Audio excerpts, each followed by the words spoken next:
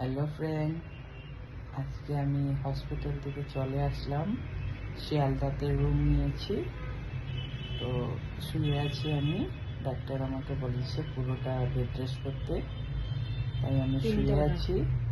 আর আমার লাভ বেটা আমার পাকা চুল বেছে দিচ্ছে আর বলছে একটা চুল যদি এনে দিই আমাকে 1 টাকা করে দেবে। আমি বলছি ঠিক আছে। আমার মাথাতে তো বেশি পাকা চুল নেই, তাই আমার ভালোও লাগছিল। পাকা চুল আনছে, আমি বলছি হ্যাঁ আনো, আমি তোমাকে দেবো 1 টাকা না 2 টাকা করে দেবো। তো সবেও দুটো এনেছে। আমি বলেছি যে পাকা পাকা আনতে হবে, কিন্তু কাঁচা আনলে হবে না। ও বলেছে ঠিক আছে, দেখো কিভাবে আনছে। কাঁচা পাকা সবগুলি সব কটা নিয়ে আসছে। তো ও এখন আমার পাকা চুল আনবে আর আমি শুয়ে পড়বো। এখন মেডিসিন খাওয়া হয়নি এখনো, পরে একটু শুয়ে নিই।